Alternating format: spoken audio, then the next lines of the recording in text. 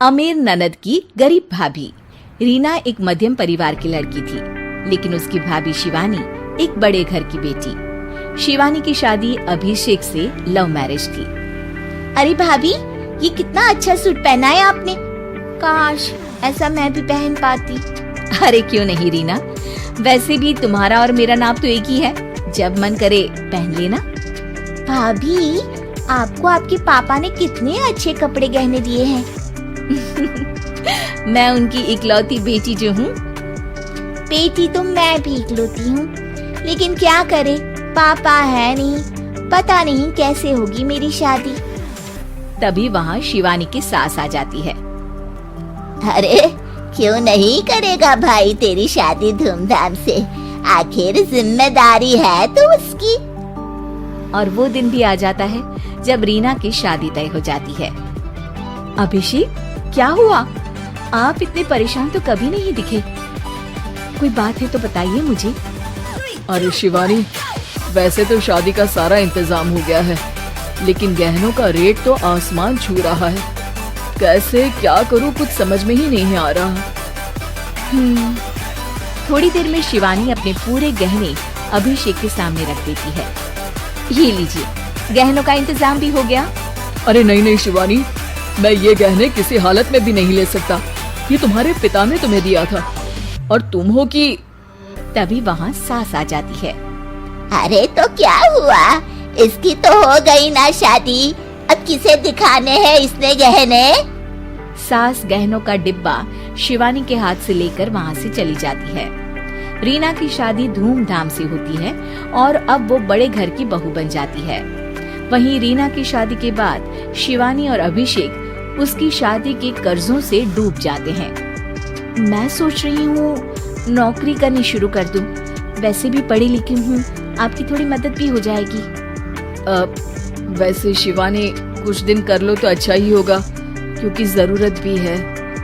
अब शिवानी भी नौकरी करने लगती है और घर खर्चे में अभिषेक का हाथ बटाती है। एक दिन शिवानी, रीना का फोन आया था, कह रही थी कि आने वाले त्योहार में उसके ससुराल जाना है। ठीक है माँ। अरे ठीक तो है, लेकिन एक काम कर लेना, उसके सास ससुर से लेकर पूरे खानदान के कपड़े मिठाइयाँ सब ले आना, और हो सके तो रीना के लिए छोटे से कान में पहनने के बूंदे भी। और क्या है ना, शादी में उसे सारी बड़ी बड़ी कान की ज्वेलरी दी थी, घर में पहनने के लिए तो उसके पास कुछ भी नहीं है। शिवानी सोच में पड़ जाती है कि वो क्या करे, क्योंकि कर्जों और घर के खर्चों के बाद तो पैसे बचते ही नहीं थे। शिवानी फिर अपने पिता को फोन करती है और उनसे पैसे मांगती है। देखो शिवानी, मैंने तुम्हें शादी के वक्त ही मना किया था कि ऐसे घर में शादी करनी ही नहीं चाहिए। अरे अभिषेक को शर्म आनी चाहिए जो ससुराल से पैसे मंगवा रहा है। शिवानी को पिता की बात पर गुस्सा आ जाता है। आप मेरे पिताजी हैं और मैं परेशान थी, इसलिए आपसे मदद की उम्मीद की पापा। अभिषेक को तो पता भी नहीं है कि मैंने आपसे पैसे मांगे हैं। शिवानी सोचती है कि वो अभिषेक से बात करे, लेकिन फिर उसे लगता है कि वो टेंशन ले लेगा। तभी शिवानी की नजर हाथ के कंगन पर पड़ती है। सीधे बाजार जाती है और उसे बेचकर ननद के घर ले जाने का सारा सामान लेकर आती है और सास के सामने रख देती है। हाँ ठीक है, लेकिन फल थोड़े और अच्छी क्वालिटी के होने चाहिए थे। शिवानी कुछ नहीं कहती, वहाँ से चली जाती है। एक दिन शिवानी, रीना का फोन आया था, बहुत रो रही थी। क्यों माँ, क्या हुआ? सब ठीक तो है ना उसके ससुराल में? अरे तूने तो उसकी नाक ही कटवा दी। अब मैंने क्या कर दिया माँ? कह रही थी कि बड़े घर की बहू है भाभी, जो कपड़े दिए वो ब्रांडेड भी नहीं थे। तू तो जानती है ना उन लोगों का पहनावा कितना अच्छा है।